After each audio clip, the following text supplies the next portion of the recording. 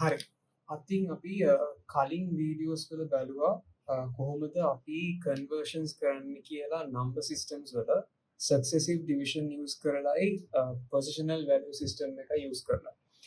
එතකොට අද අපි බලන්න යන්නේ chart basis වලින්. එහෙම නැත්නම් ඒක ඇත්තටම කිව්වොත් chart එකක් යූස් කරන්නේ අපිට වැඩේ ලේසි කරගන්න. මොකද මේ chart එක කඩපාඩම් කරගත්තට පස්සේ අපිට ඉතාමත්ම ලේසියෙන් values ගන්න පුළුවන්. ඉතින් අන්නේ chart එක යූස් කරලා කොහොමද අපි කන්වර්ෂන්ස් කරගන්න කියලා. ඉතින් දැනට අපි කරලා තියෙන්නේ මේ බ්ලූ කලර් වලින් highlight කරලා තියෙන වැඩ විතරයි. දැන් අද අපි බලන්නේ රෙඩ් කලර් වලින් තියෙන කන්වර්ෂන්ස් ටික. ඉතින් මේ කන්වර්ෂන්ස් ටික කරාට පස්සේ පාඩම ඉවරයි අතරම. හරිද? ඉතින් අපි ඉස්සරම ඒ ටික බලලා ඉමු. හරි. එතකොට එන පළවෙනි කන්වර්ෂන් එක තමයි මේ binary to octal කියන කන්වර්ෂන් එක. ඉතින් binary to octal කියන්නේ අතරම කිව්වොත් මේ chart එකත් එක්ක කරන්න ලේසිම වැඩක්. හරිද? මේ දැන් අපි දැනටමත් කරලා තියෙන decimal and binary conversions අන්න ඒ වගේම තමයි. නමුත් octal වලට එද්දී අපිට calculation නම් මුකුත් කර ඉන්න දෙයක් නැහැ. මේ table එක through අපිට ඉක්මනින්ම උත්තරේ ගන්න පුළුවන්. හරිද? එතකොට මේ තියෙන්නේ අපේ basic decimal values 7යි octal values 7කුයි. decimal values මීට වඩා යනවා. නමුත් අපිට octal values වල තියෙන්නේ මේ 7 විතරයි. එතකොට ඒ හා සමානව decimal values සමානම තියෙනවා. 0 ඉඳන් 7 වෙනකන්. ඒවට අදාළ binary numbers තමයි මේ තියෙන්නේ. ඉතින් ඇත්තටම කිව්වොත් මේ තියෙන්නේ බිංදුවේ binary අගේ. හරිද? එකේ binary අගේ, දෙකේ binary අගේ උම 7 වෙනකන් තියෙනවා. එතකොට octal කියන්නේ මෙන්න මේකෙන් පළවෙනි 7 විතරයි. එතකොට මේ chart එක ඇත්තටම කිව්වොත් calculation ටික කරලා ඉවරලා ඒ උත්තර ටික තමයි මේ තියෙන්නේ. ඇත්තටම අපිට තියෙන්නේ binary number එක බලලා octal numbers මොනවද කියලා දාන්න විතරයි. හරිද? අපි උදාහරණයකින් බලමු. මම table එක මෙහෙම කියන්නම්.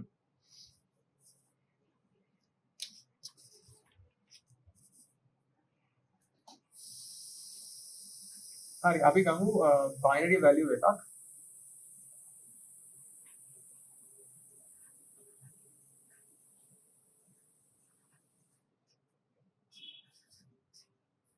මෙන්න මෙහෙම binary value එකක් තියෙනවා කියලා අපි හිතමුකෝ. එතකොට මේ binary value එක අපි ඉස්සෙල්ලම කරන්න ඕනේ. දැන් අපි දන්නා octals වල binary අංක එන්නේ ඔක්කොම 3 කොටස් හැටියට. ඒ කියන්නේ 0 ඉඳන් 7 වෙනකන් තියෙන්නේ ඔක්කොම 3 කැලි. ඒ කියන්නේ 3 digit numbers වලින් තමයි ඔක්කොම එන්නේ 3 bit numbers. එතකොට අපි කරන්න ඕනේ මේ binary number එක ඉස්සෙල්ලම 3 කොටස් වල නැත්නම් groups of 3 විදිහට කඩා ගන්න ඕනේ පිටිපස්සේ ඉඳන් ඉස්සරහට. එතකොට අනිවාර්යයෙන්ම number එකේ පිටිපස්සේ දකුණත පැත්තනේ. එතකොට මේ දකුණත පැත්තේ ඉඳන් වම් පැත්තට 3 කාණ්ඩ වලට කඩා ගන්න. එතකොට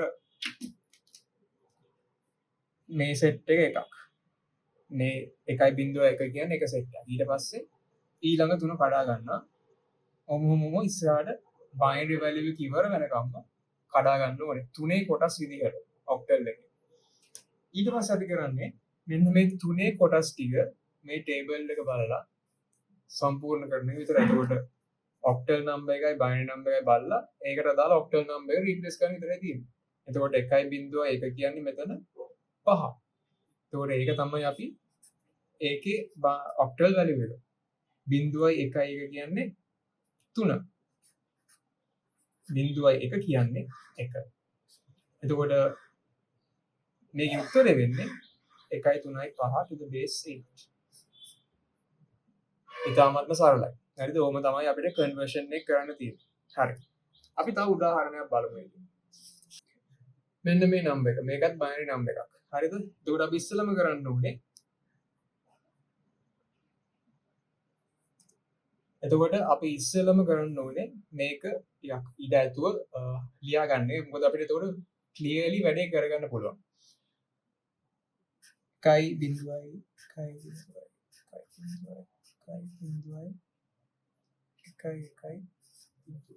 ආයිමත් කරන්න තියෙන්නේ 3 කොටස් වලට කඩා ගන්න එක.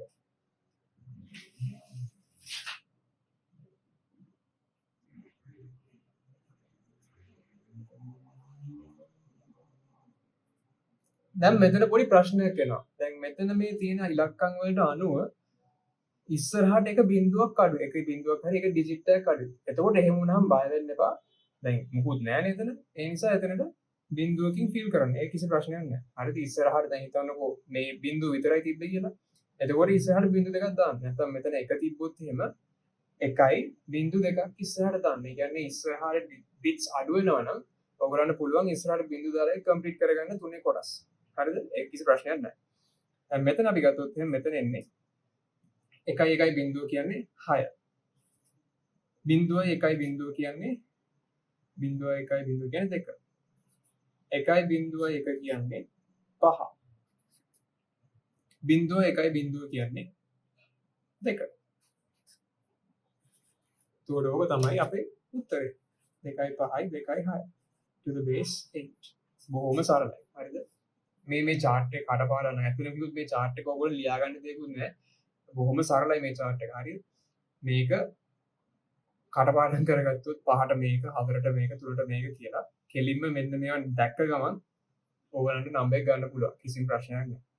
හරි. හරි. දැන් අපි බලමු අපි දැන් කලින් කරපු එකේම විරුද්ධ එක. ඒ කියන්නේ අපි දැන් කලින් බැලුවේ බයිනරි අගයක් කොහොමද ඔක්ටල් කරන්න කියලානේ. දැන් බලමු අපි කොහොමද ඔක්ටල් අගයක් බයිනරි කරන්න කියලා. ඉතින් අර කලින් කරා වගේම තමයි chart එක බලලා අපිට වැඩේ කරගන්න පුළුවන්. මෙන්න chart එක. අපි උදාහරණයක්ම කරලා බලමු. 5යි 4යි 5යි 7 to the base 8. එතකොට දැන් මේකත් කලින් වගේම තමයි මේවට අදාළ වෙන බයිනරි අගේ රිප්ලේස් කරන්න තියෙන. එතකොට 4ට එන්නේ 1.2 5ට එන්නේ 1.1 7ට එන්නේ 1.1. එතකොට මේ ටික එකතු කරලා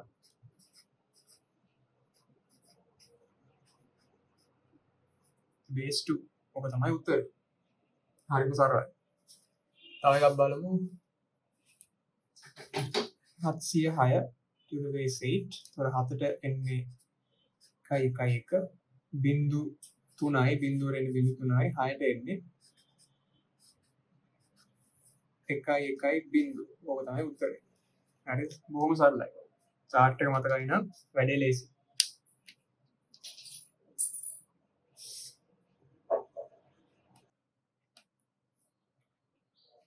හරි. දැන් අපිට තියෙන්නේ hexadecimal to binary කියන conversion එක බලන්න. ඉතින් ඒකටත් තියෙනවා කලින් වගේම chart එකක්. ඒ chart එක පොඩ්ඩක් ලොකුයි අතරම. මෙන්න මේ වගේ chart එකක් තමයි තියෙන්නේ. ඉතින් ඒකේ අපිට decimal values 16කුයි ඒකට අදාළ binary values 16යි hexadecimal values ටිකයි තියෙනවා. ඉතින් මේක ඇත්තටම කිව්වොත් පොඩි pattern එකක් තියෙනවා. ඒ pattern එක මම කියන්නම්. මේකත් අපේ ඔක්ටල් ටේබල් එක වගේම තමයි. හැබැයි එක ඩිජිට් එකක් ඉස්සරහට වැඩි වෙලා විතරයි තියෙන්නේ. ඉතින් මෙතන ගත්තොත් එහෙම මම මේක දෙකට කඩනවා මෙන්න මෙතන. මෙන්න මේ 8 එකේ ඉඳන් මම දෙකට කඩනවා. ඊට පස්සේ මම ගන්නවා ඔක්ටල් ටේබල් එකත් මෙහා පැත්තට. තුරු මේ ඔක්ටල් ටේබල් එකේ තියෙනව නේද එකම සේම් පැටර්න් එකක්. මේක 0 0 0 හතරක් තියෙනවා. මේකේ 0s තුනයි. අපි පිටිපස්සේ නැත්නම් right side ඉඳන් ඉස්සරහට බැලුවොත් එහෙම මෙන්න මේ පළවෙනි digits 3 මේ පළවෙනි digits 8ට මේ 7 වෙනකන් සමානයි නේ. එතකොට මේ binary octal table එකේ hexadecimal table එකේ පළවෙනි digits 7 එක හා සමානයි. එකම වෙනස තියෙන hexadecimal එකේ එක digit එකක් ඉස්සරහට වැඩි වෙනවා. ඊට පස්සේ 8න් පස්සේ ඒ කියන්නේ 8 ඇතුළු ඊට පස්සේ තියෙන ඒවා මේ උඩ තියෙන පැටර්න් එකම තමයි.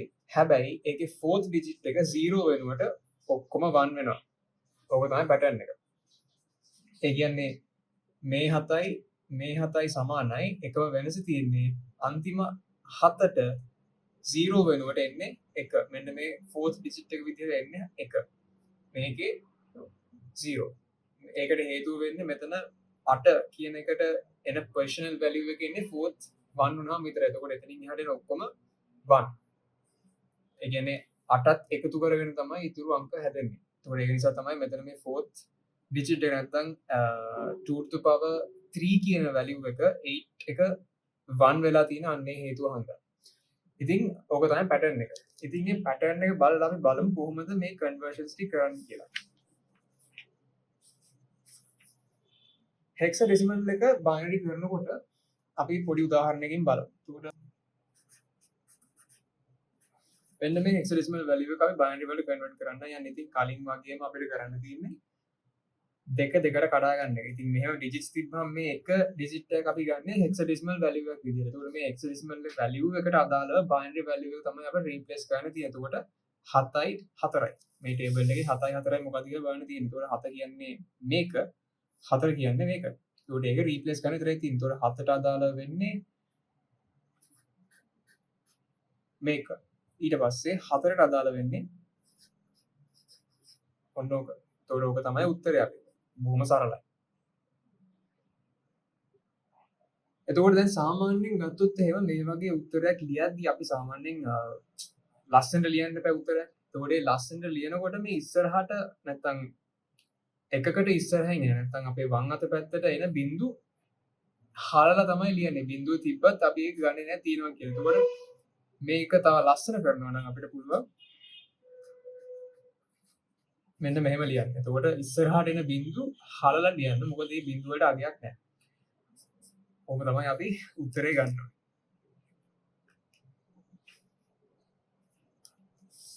අපි ඒ වගේ තව උදාහරණයක් කරලා බලමු.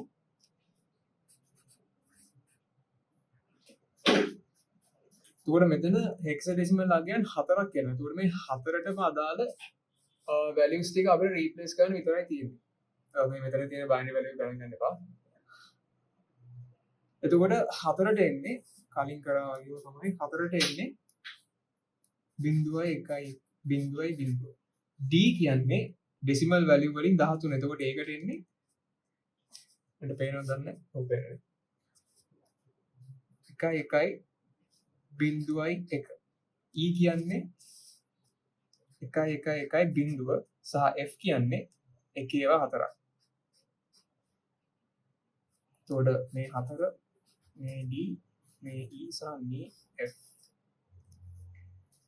ඊට පස්සේ අපිට කියන්නේ මේක දැන් මෙතනටත් බිංදුවක් එනවා ඉස්සරහට ඒක හලලා උත්තරේ ලියන්න විතරයි තියෙන්නේ.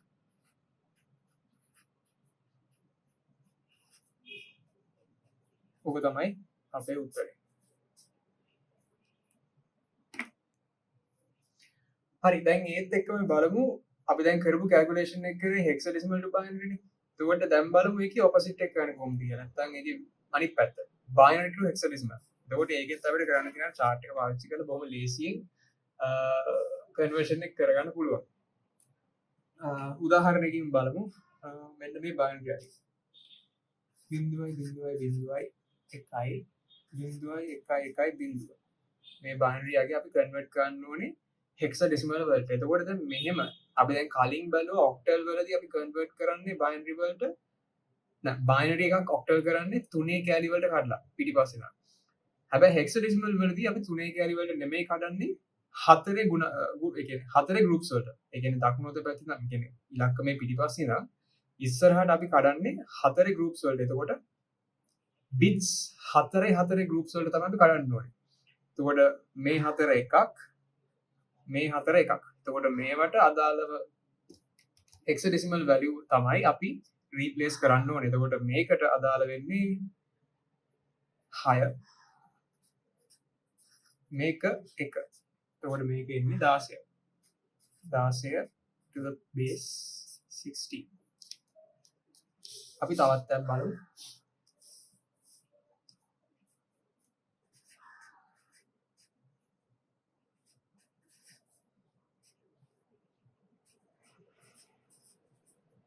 මෙන්න මේ අගේ. එතකොට ඒකෙත් අපි 4 groups වලට කඩා ගන්නයි ඕනේ. මේ එකක් මේ එකක්. එතකොට මේකට අදාළව hexadecimal values තමයි අපි replace කරන්න ඕනේ. එතකොට මේකට එන්නේ 1.1.2 C. මේක 1.1.1 1.1.1 D. මේක ඇවිල්ලා 1.1.1 5. තුර අපි උත්තරේ වෙන්නේ 5DC 5 DC to the base 16. බොහොම සරලයි. හරි. දැන් අපිට තියෙන අන්තිම කන්වර්ෂන් එක කරන්න. ඒක ඇත්තටම කිව්වොත් ටිකක් විතර වැඩක් කරන්න දින වැඩක්. it's a low complexity එකක් නෑ හොඳේ. ඒ කියන්නේ octal to hexadecimal. එතකොට වෙනස්ම අගයන් දෙකක්. ඕකට කරන්න තියෙන බොහොම සරල දෙයක්. බොහොම සිම්පල් වැඩක් කරන්න තියෙන්නේ. octal අගයක් අපි හිතමුකෝ octal අගයක් තියෙනවා. අපිට ඒක කන්වර්ට් කරන්න hexadecimal වලට කියලා. එතකොට ඒක එක පාරින් කරන්න පුළුවන් වැඩක් නෙමෙයි. අපිට එහෙම මෙතඩ් එකක් නැහැ කන්වර්ෂන් එකට. එතකොට කරන්න තියෙන්නේ මේ දෙකටම common ground එකක් තියෙනවා. ඒ කියන්නේ පොදු number system එකක් තියෙනවනේ මේ දෙකටම. එතකොට octal එකක් අපිට binary එකක් කරන්නත් පුළුවන්. hexadecimal එකක් අපිට binary එකකුත් කරන්න පුළුවන්. එතකොට ඒ වගේ අවස්ථාවකදී octal එකක් binary කරලා ඒ binary එක hexadecimal කරපුවාම අපිට octal එක hexadecimal වලට convert කරන්න පුළුවන්. ඒක තමයි විදිය. එතකොට අපි octal එක අරගෙන ඒක binary එකක් කරලා ඒ binary අගය තමයි අපි hexadecimal එකක් කරන්නේ. ඔක තමයි විදිය. දැන් අපි බලමු කොහොමද ඒක කරන්නේ කියලා උදාහරණයක් ආශ්‍රිතව. හරිද? එතකොට දැන් මට තියෙනවා කියලා හිතන්නකො මෙන්න මෙහෙම අගයක්. මට තියෙනවා මෙන්න මේ octal අගය 10යි 0.5යි 7 to the base 8. දැන් මේක මම කන්වර්ට් කරගන්න ඕනේ හෙක්සඩෙසිමල් එකට. එතකොට බොහොම සරලයි. මම අර කලින් කිව්වා වගේම මේක කන්වර්ට් කරගන්න බයිනරි එකට. එතකොට බයිනරි එකට කන්වර්ට් කරද්දි මොකද්ද අපි කරන්නේ? අපි අර ටේබල් එක පාවිච්චි කරලා කන්වර්ට් කරගන්නවා. එතකොට ඒකෙදි මේක අපි බයිනරි එකට කන්වර්ට් කරගත්තොත් ඔයගොල්ලෝ ටේබල් එක බලන් කරලා මම ටේබල් එක ඕනේ වෙන්නේ නැහැ. මොකද මට මතකයි ආගයන් ටික. එකට එන්නේ 0.0.1 බිඳුවට එන්නේ 0.3ක් 5ට එන්නේ 1.1 7ට එන්නේ 1.3ක්. ඔක තමයි අපේ බයිනරි අගය. දැන් මේ බයිනරි අගේ අපිට කරන්න තියෙන්නේ හෙක්සඩෙසිමල් එකකට කන්වර්ට් කරගන්න එක. එතකොට මම දැන් කිව්වා හෙක්සඩෙසිමල් වලට කන්වර්ට් කරද්දී අපි ඒවා 4 කොටස් වලට කඩා ගන්න ඕනේ කියලා. එතකොට මේකත් අපි කඩමු 4 කොටස් වලට.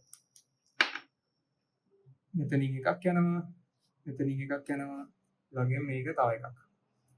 ඊට පස්සේ මේ ටික අපිට අනිත් පැත්තට ගහන්න තියෙනවා. මේක ඇවිල්ලා F, මේක ඇවිල්ලා 2, මේකත් 2. හරිද? එතකොට මේක 2 to F to the base 16. එතකොට 1.5යි 7 to the base 8 එකේ hexadecimal value එක තමයි 2.2 F කියන්නේ. බොහොම සරලයි.